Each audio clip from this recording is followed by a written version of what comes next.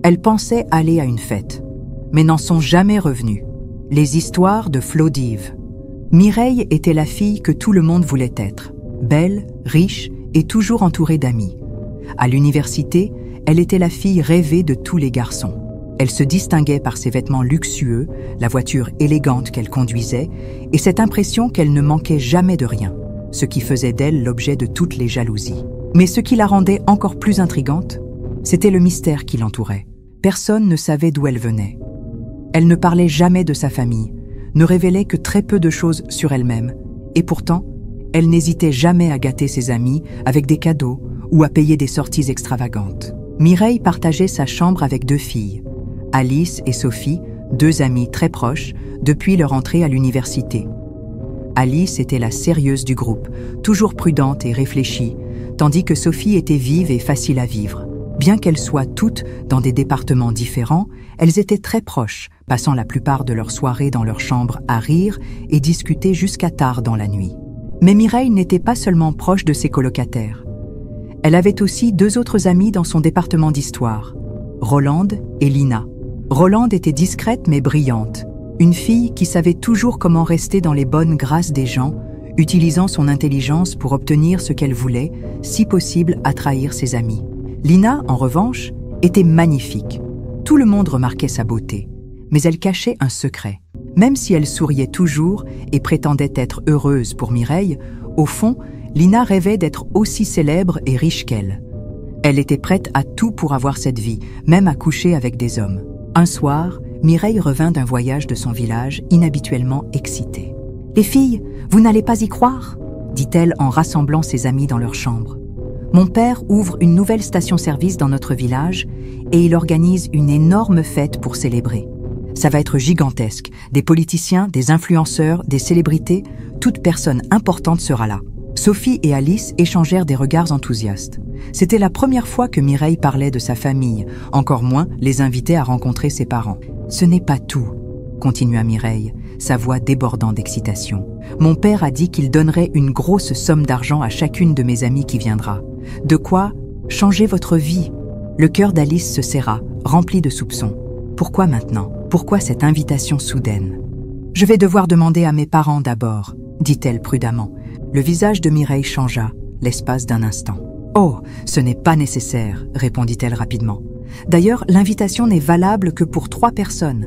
J'ai déjà tout planifié. » Elle rit, balayant les doutes d'Alice. « Ne t'inquiète pas, Alice, tu seras bien ici. Ce n'est qu'un week-end, on sera de retour avant que tu ne t'en rendes compte. Et je te promets de te ramener quelque chose de spécial, » dit Mireille. Alice n'aimait pas la façon dont Mireille l'avait écartée aussi facilement, mais la joie rayonnante de Sophie la rendait encore plus triste, d'une tristesse plus profonde. Mireille sortit pour aller annoncer la nouvelle à Rolande et Lina, tandis qu'Alice et Sophie restaient dans la chambre. « Tu te rends compte? On va dans la grande maison de Mireille, dans son village !»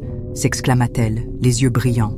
Alice força un sourire, mais l'anxiété lui nouait l'estomac. « Tu es sûre que c'est une bonne idée, Sophie? Et si tes parents venaient te rendre visite? En plus, tu vas dans un endroit que tu ne connais même pas. » Sophie leva les yeux au ciel. « Tu es trop protectrice, Alice. Je peux prendre mes propres décisions. Tu ne me possèdes pas. Je ne veux juste pas qu'il t'arrive quelque chose. » « Tu dois réfléchir à tout ça, » répliqua Alice. Toutes les filles étaient heureuses, impatientes de ce week-end tant attendu. La veille du départ, Lina trouva Rolande dans leur chambre commune, en train de préparer sa valise pour le voyage. Le visage de Rolande était étrangement calme, mais Lina sentait bien l'excitation sous-jacente. « Tu es sûre de vouloir aller à cette fête, Rolande ?»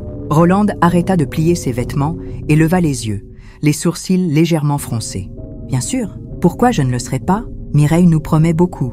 Ça pourrait tout changer. » Lina esquissa un sourire en coin, presque moqueur. « Ou alors, ce pourrait être un piège. Tu sais à quel point elle est secrète. Tu lui fais vraiment confiance ?» demanda Lina d'un ton léger, tout en espérant semer un doute dans l'esprit de Rolande. Si Rolande décidait de ne pas venir, Lina savait qu'elle aurait toute l'attention, et peut-être même les faveurs de la famille de Mireille, rien que pour elle. Rolande haussa les épaules. « Je n'ai pas besoin de lui faire confiance. J'ai juste besoin d'être là quand l'occasion se présentera. Et puis, tu y vas aussi, non? Quoi? Tu as peur de rater quelque chose? » Lina avait beau essayer de se convaincre qu'elle n'était pas jalouse de Mireille, la vérité lui rongeait toujours le cœur. C'était sa chance de briller, de voler enfin la vedette. « Je veux juste que tu ne le regrettes pas, c'est tout, » dit-elle prudemment. On ne sait même pas si ce que Mireille dit est vrai. Les lèvres de Rolande se tordirent en un sourire rusé. « Je pourrais te dire la même chose. Tu as peur, hein? Peur que ce soit moi qui fasse les bonnes connexions, pas toi. Tu as toujours voulu être comme Mireille, être au centre de l'attention. Je vois comment tu la regardes.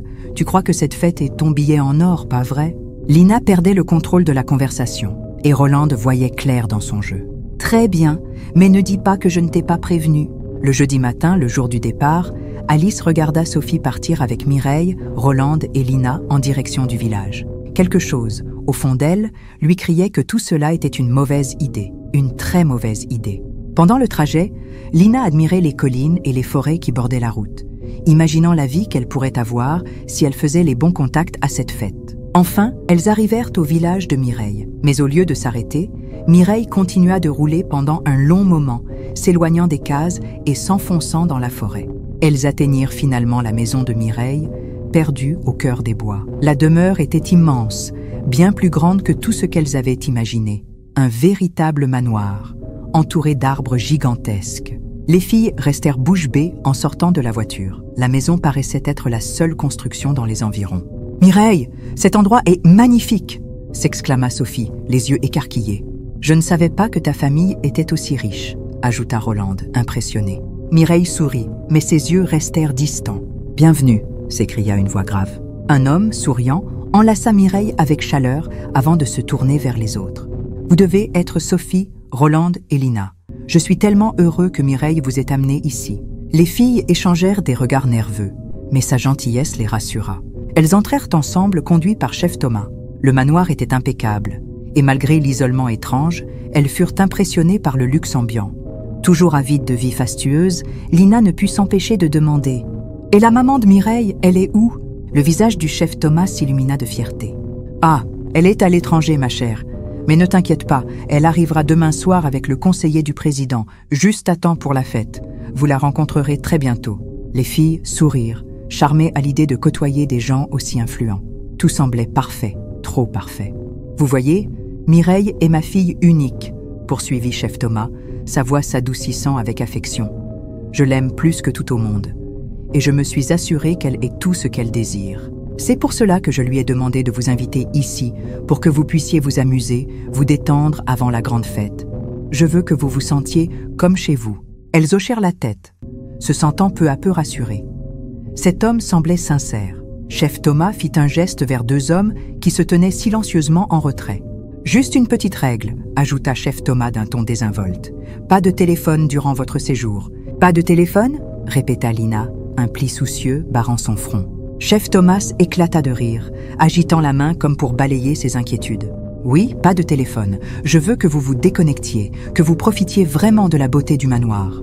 Vous verrez, ce sera libérateur. J'ai déjà appelé et dans les heures suivantes, le réseau sera bloqué dans les environs pour éviter toute distraction. » Rolande et Lina échangèrent un regard incertain. Sophie, elle, sembla d'abord surprise, mais haussa les épaules. Après tout, elles étaient invitées dans une maison luxueuse, et ce n'était que pour un week-end, non? Mais alors que chef Thomas parlait encore, Sophie sentit son téléphone vibrer dans sa poche. Un appel d'Alice. Sans réfléchir, elle s'excusa poliment. « Je prends juste cet appel, ce sera rapide. » Elle fait quelques pas et décrocha. « Alice, on est arrivé au village de Mireille. Tu ne croirais pas à quel point c'est beau ici. » Mais elle n'eut pas le temps de finir. L'un des hommes, silencieux jusque-là, surgit à côté d'elle, main tendue. « Désolée, mademoiselle, » dit-il d'une voix ferme mais polie. « Ordre du chef. Pas de téléphone. » Sophie resta figée, à contre-cœur. Elle lui tendit son téléphone. Elle eut juste le temps de dire à Alice qu'elles étaient arrivées, que l'homme coupa l'appel et s'éloigna avec l'appareil. Quand elle rejoignit les autres au salon, elle vit Lina et Rolande remettre leur téléphone à l'un des gardes à leur tour. Quelque chose n'allait pas, mais elle se tut, ne voulant pas gâcher l'ambiance. Alice, de son côté, était toute confuse, mais pensait que cette interruption était peut-être due au problème de réseau. Le personnel prit leurs bagages et les accompagna chacune dans sa chambre. Ce soir-là, les filles dînèrent en compagnie du père de Mireille. À la fin du dîner, elles étaient détendues, presque en confiance. « Après-demain, c'est la grande fête », déclara-t-il. « Ce soir, reposez-vous, profitez du calme. » La première nuit sembla plutôt normale. Une fois les lumières éteintes, un froid étrange sembla envahir la maison. Au beau milieu de la nuit, Lina se réveilla en grelottant malgré la couverture épaisse. Elle se sentait mal à l'aise, comme si quelque chose d'invisible se trouvait dans la pièce avec elle. Elle tenta de se rassurer. C'était sûrement juste le stress d'un endroit inconnu. Le lendemain matin, Mireille avait disparu. « Elle est sûrement partie en ville pour aider avec les préparatifs », dit Sophie sans trop s'inquiéter. Mais au fil de la journée, Mireille ne revenait toujours pas. Et lorsque les filles interrogèrent chef Thomas à son sujet, ses réponses restaient vagues. Ce soir-là, les choses commencèrent à vraiment sembler étranges. La fête était censée avoir lieu le lendemain, et pourtant, il n'y avait aucun signe de préparatif. Aucun invité à l'horizon, aucune décoration, aucun personnel ne semblait s'activer. Quand Lina osa interroger l'une des domestiques, celle-ci sembla très mal à l'aise. « Ne vous inquiétez pas, tout est en cours », dit-elle précipitamment en évitant son regard. Puis elle s'éclipsa aussitôt. Le malaise de Lina grandissait. « Tu te fais des idées ?» dit Rolande, allongée sur un fauteuil. « La famille de Mireille est riche. Peut-être qu'ils font tout à la dernière minute. Tu verras. » Mais cette nuit-là, les murmures commencèrent. Lina, allongée dans son lit, se réveilla en sursaut en entendant quelqu'un chuchoter son prénom. Au début, elle pensa rêver, mais les voix revinrent plus claires, plus pressantes. « Lina, Lina !» Elle se redressa. Ses yeux scrutèrent la pièce. Rien, personne. Elle sortit lentement de son lit. Doucement, elle s'approcha de la porte. Les chuchotements cessèrent. Elle l'ouvrit d'un coup sec. Le couloir était vide, silencieux. Puis, elle l'entendit à nouveau. « Lina !» Cette fois, cela venait du fond de la maison, du sous-sol. Elle referma rapidement la porte et retourna se cacher sous la couverture. Le lendemain matin, Sophie ne se présenta pas au petit déjeuner. Rolande et Lina fouillèrent la maison de fond en comble. Aucune trace de Sophie. Elles frappèrent à la porte du père de Mireille. Personne.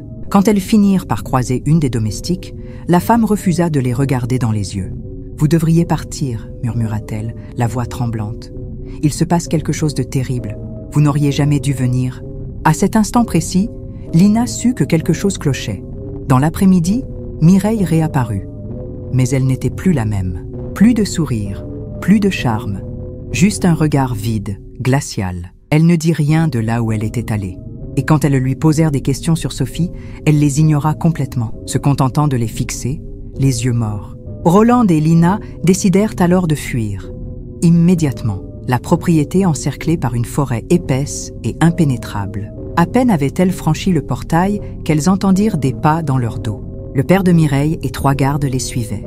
Chef Thomas n'était plus le gentil hôte qu'elles avaient rencontré, son visage déformé par la colère. Alors qu'elles couraient à travers les arbres, le cœur noué par la peur, la vérité leur frappa l'esprit.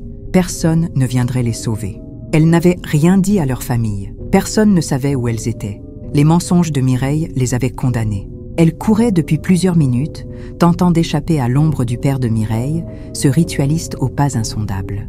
Pendant ce temps, à l'université, Alice faisait les 100 pas dans sa chambre, son téléphone serré dans sa main. Cela faisait 2 jours qu'elle n'avait plus eu de nouvelles de Sophie, hormis l'appel furtif du premier jour. Sophie lui avait promis de l'appeler, de lui envoyer des photos de la fête.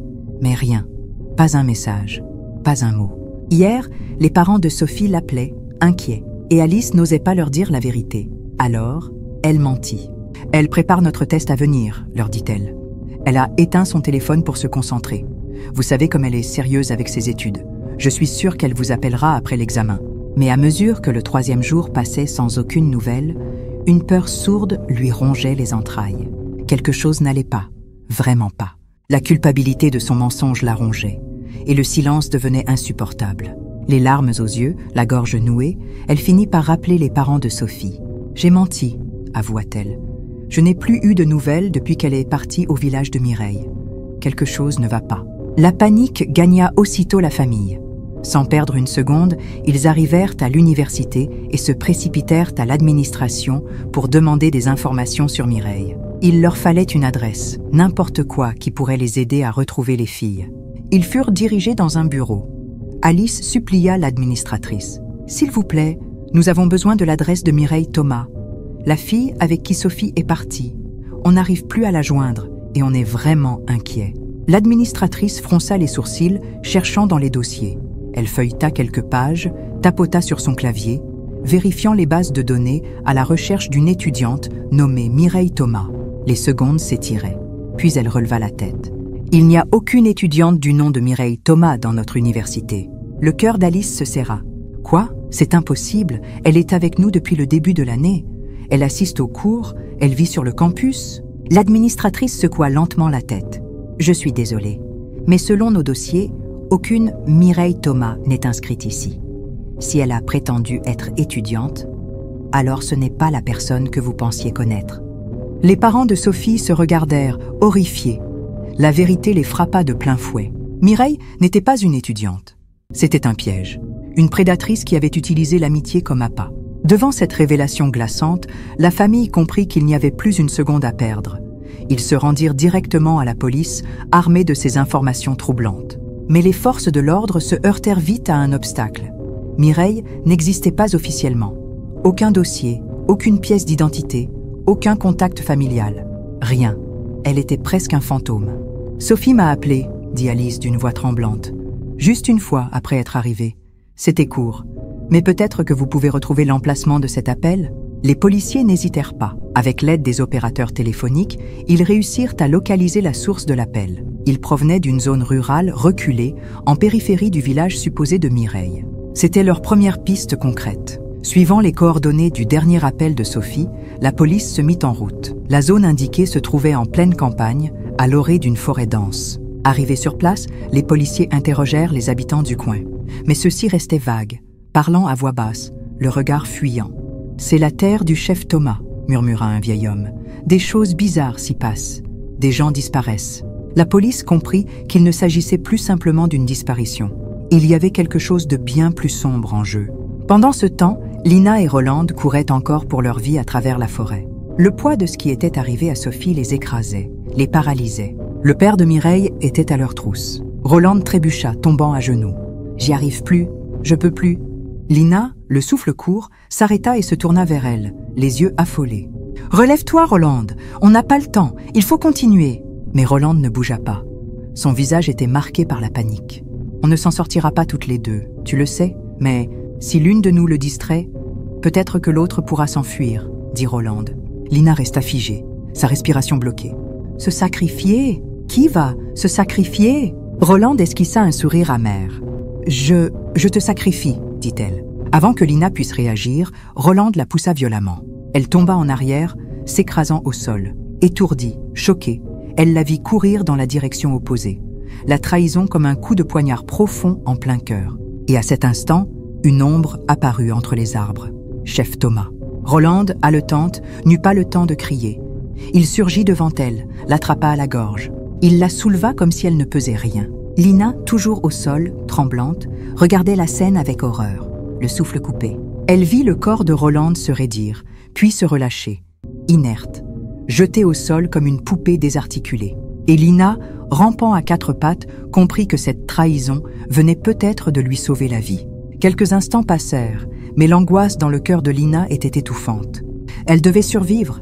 Les larmes coulaient sur son visage alors qu'elle rampait à travers la forêt, le corps secoué par la peur. Elle sentait la présence du père de Mireille, tout près. Elle était piégée, épuisée, au bord du désespoir. Chef Thomas était à 2 pas de l'attraper. Soudain, 2 agents surgirent des broussailles et se jetèrent sur Chef Thomas, le plaquant au sol. Les policiers, en progressant à pied dans la forêt dense depuis quelques minutes, avaient entendu des cris et s'étaient précipités dans leur direction. Un flot de soulagement envahit Lina alors qu'on la tirait hors de la forêt, tremblante. « Plus jamais », murmura-t-elle en essuyant ses larmes. « Plus jamais je ne me laisserai aveugler par la cupidité, ni ne ferai confiance aux mauvaises personnes. » Au poste de police, Chef Thomas était assis dans la salle, son visage déformé par un étrange sourire, presque serein, comme s'il n'avait plus peur. 2 policiers l'assaillaient de questions. Pourquoi avait-il attiré ses filles dans son domaine? Que s'était-il passé avec Mireille? Chef Thomas gardait le silence. Son regard était lointain. Mais lorsqu'un des agents mentionna le prénom de sa fille, son masque se fissura. Une ombre traversa son regard. « Mireille, ma fille ?» Il secoua la tête. « Je n'ai pas de fille. » Les policiers échangèrent des regards perplexes. « Alors, qui est-elle » L'expression du chef Thomas changea brutalement. Son regard devint fixe. Sa voix chuchota. « Mireille n'est pas humaine. C'est un esprit, l'un de ceux qui rôdent entre les mondes. Ils savent se déguiser, prendre l'apparence des humains. Ils vivent parmi nous, et personne ne se doute de rien. Je les utilise depuis des années. Ils m'apportent ce dont j'ai besoin. Il ferma les yeux un instant. Mais cette fois, elle a changé les règles. Je ne contrôle plus rien. Il se pencha vers eux, les yeux écarquillés par une terreur presque enfantine. Ils choisissent des proies comme vous, des gens qui veulent ce qu'ils ne peuvent pas avoir. Que deviennent ces esprits ? Demanda un des policiers, d'une voix hésitante. Chef Thomas sourit, glacé. Ils disparaissent, chuchota-t-il. Ils trouvent d'autres proies. Vous ne reverrez plus jamais Mireille. La pièce devint silencieuse. Puis, soudain, il éclata de rire. Un rire d'abord étouffé, puis plus fort. Je n'aurais pas dû le dire, murmura-t-il. Je n'aurais jamais dû parler. Son corps se tendit brutalement, puis convulsa, comme si une force invisible l'avait saisi. Les esprits, ils savent que j'ai brisé la règle. Soudain, Chef Thomas bondit de sa chaise, renversant brutalement le mobilier. Il coura vers la porte, le rire se transformant en un hurlement dément qui résonna dans les couloirs du commissariat. Les policiers tentèrent de l'arrêter, mais il était trop rapide. Il leur échappa, s'engouffrant dehors, en pleine nuit. Puis, au moment exact où il atteignait le milieu de la route, des phares déchirèrent l'obscurité. Le crissement des pneus fut trop tardif. Le choc fut brutal. Un bruit sourd, un corps projeté dans les airs. Chef Thomas s'écrasa plusieurs mètres plus loin, inerte.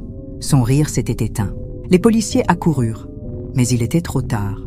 Lina ne fut plus jamais la même. Elle avait survécu, mais les cauchemars ne cessèrent jamais.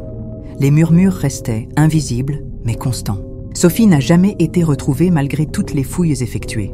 Certaines tentations ne sont que des pièges habillés de luxe, prêts à dévorer ceux qui s'approchent trop près. Le mal ne porte pas toujours un masque effrayant. Parfois, il se présente sous la forme de tout ce que vous avez toujours rêvé d'avoir. Et les pièges les plus dangereux sont ceux dans lesquels l'on entre volontairement.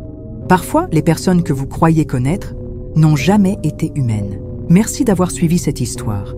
N'oublie pas de t'abonner et de laisser un j'aime. À la prochaine pour une nouvelle histoire.